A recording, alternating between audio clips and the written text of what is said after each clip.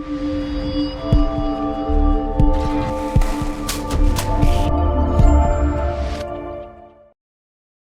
Recovery Couch is made possible by the generous support of our sponsors. A special thank you to Greg Swartz at Remax Victory and Affiliates. Greg is more than just a real estate expert. He's a leader in our community who believes in helping people find their way home, both in life and in faith. If you're looking to buy or sell, connect with Greg and experience the integrity and service that he gives. We're also proudly sponsored by JB Davis at South Dayton Toyota, where community commitment and care come standard. JB and his team don't just sell cars, they support local voices that help inspire change. Together, these partners make it possible for us to keep sharing stories of redemption, resiliency, and recovery. The Recovery Couch is a true story media production, reminding you that every story matters and healing begins when we speak out loud. Hey, what's up, guys? Welcome back to the Recovery Couch. I'm your host, Brandon Couch, and we're continuing our series called Learning Together, where we're diving into all aspects of addiction. The first episode, we talked about the stages of addiction.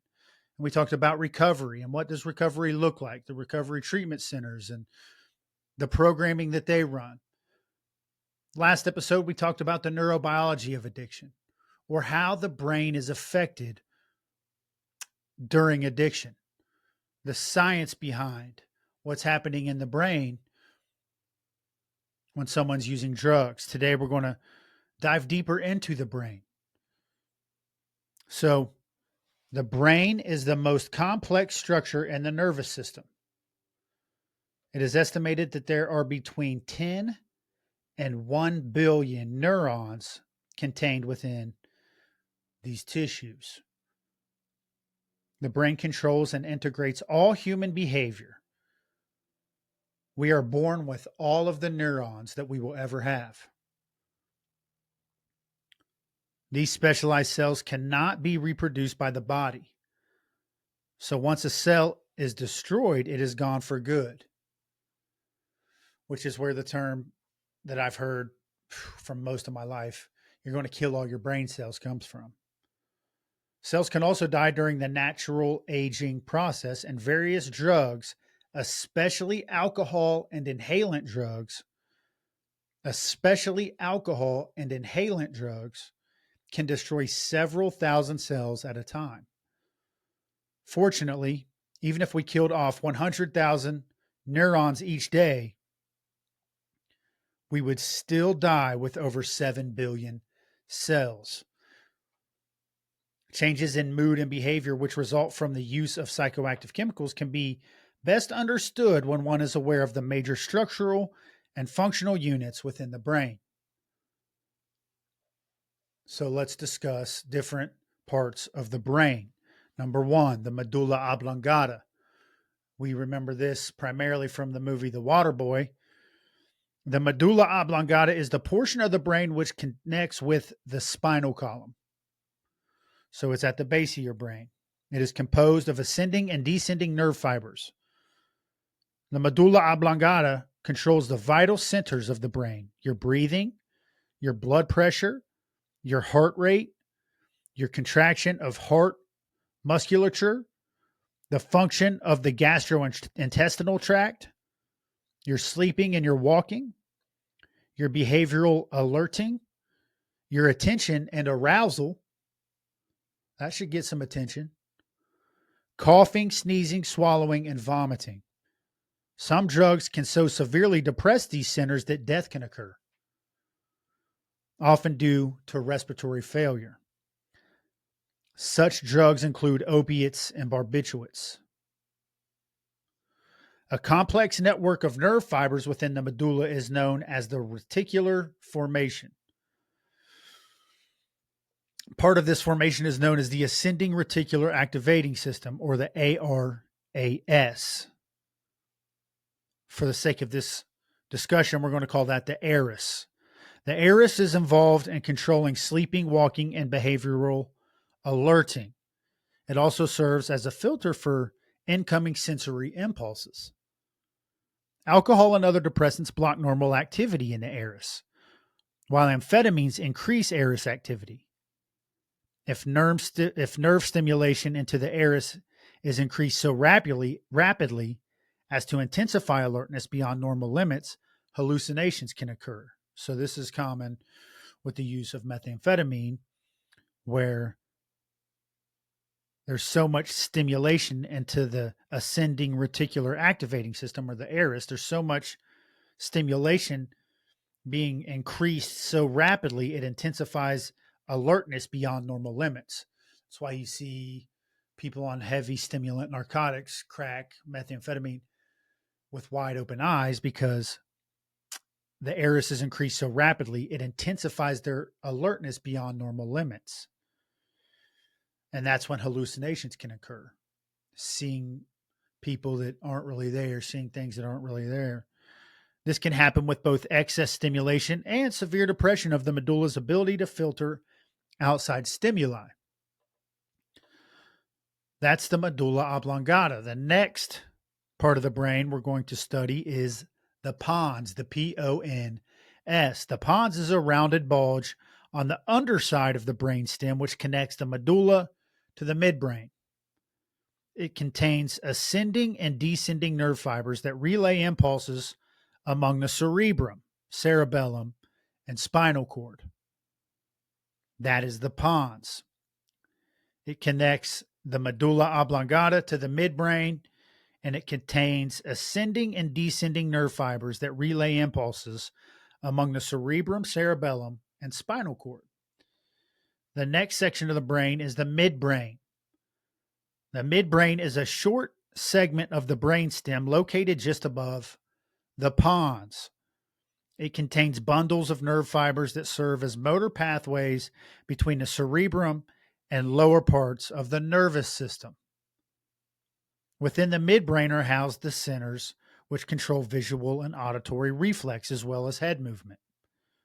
Psychedelic drugs work here in the midbrain to create visual or auditory hallucinations. So if you're taking psychedelic drugs, acid, mushrooms, the part of the brain that's being affected the most is the midbrain, where the psychoactive drugs, psychedelic drugs, are creating visual or sometimes even audible hallucinations. That is the midbrain. The next part of the brain we're going to discuss is the cerebellum.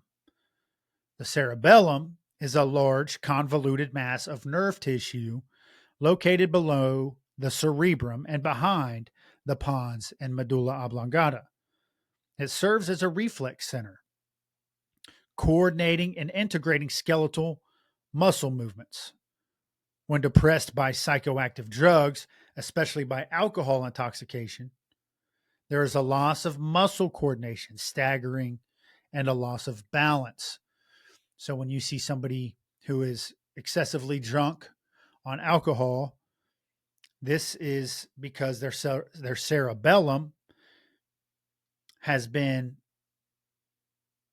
affected by the use of the alcohol, and they lose their muscle coordination, which causes them to stagger and lose their balance. That is the cerebellum.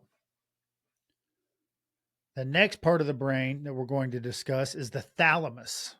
The thalamus is located between the cerebrum and the midbrain. The thalamus, in conjunction with the cerebral cortex, functions as a central relay station of the brain, where all incoming sensory impulses except the smell are channeled to the appropriate regions of the cerebrum.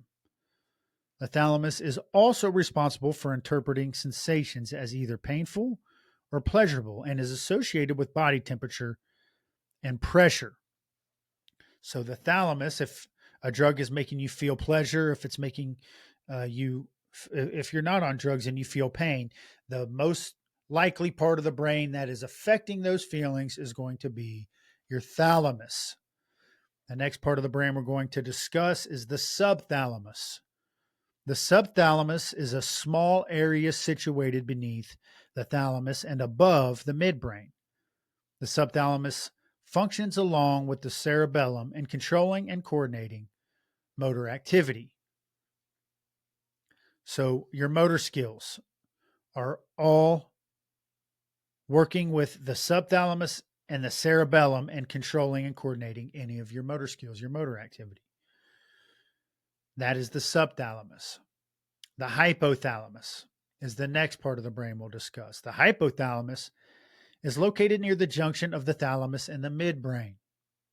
The hypothalamus function is to maintain homeostasis, which means body normal, by regulating various body activities and by linking the nervous system with the endocrine system.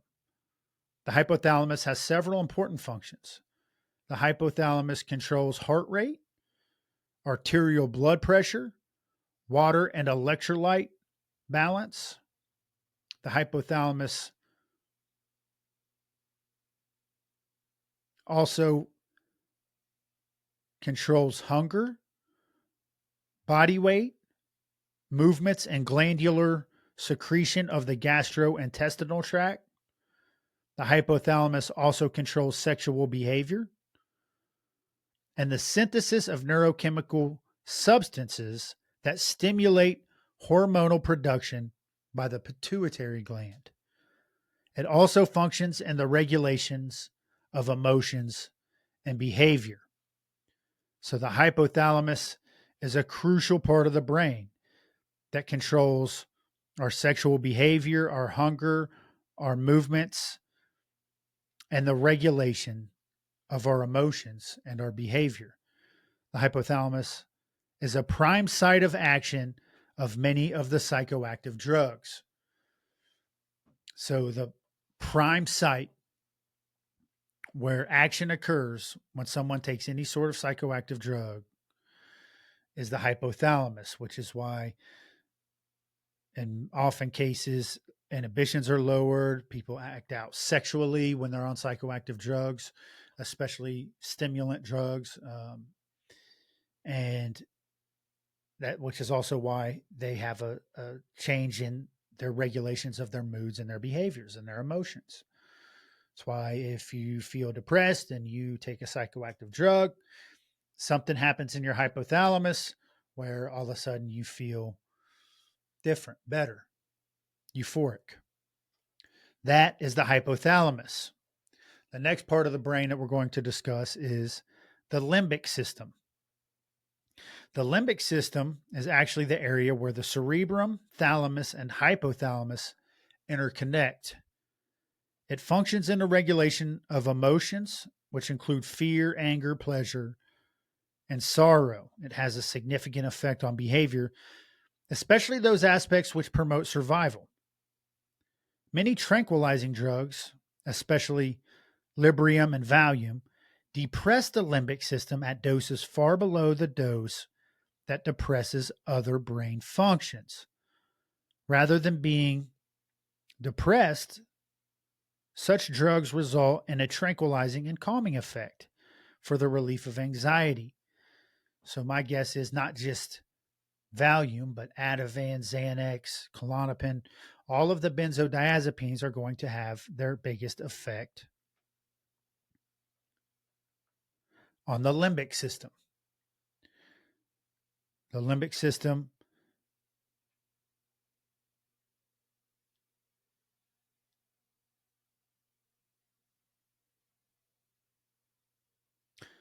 that's the limbic system. The next part of the brain we're going to discuss is the cerebrum. The cerebrum is the largest and most complex part of the brain, which contains billions of neurons as well as nerve centers that have sensory. These nerve centers also contain an association and motor functions. The cerebrum coordinates and interprets internal and external stimuli and is the site of higher mental functions such as memory and reasoning. The cerebrum is composed of two large masses of hemispheres and is divided into various lobes. These lobes and their functions are 1. The frontal lobe. This motor areas which control movements of voluntary skeletal muscles. Association areas control higher intellectual processes such as concentration, planning, problem solving, and judgment of the consequences of behavior. The next is the parietal lobes. These are sensory areas which are responsible for temperature, touch, pressure, and skin pain. Association areas function to help us understand speech and to use words to express thoughts and feelings. So whenever you hear me stutter or having a hard time processing what I'm reading to say to the camera, it is most likely because I am being affected in my parietal lobe. The next lobe is the temporal lobe, sensory areas responsible for hearing. Association areas used to interpret sensory experiences and in the memory of visual scenes, music, and other complex sensory impulses. And the final lobe is the occipital lobe.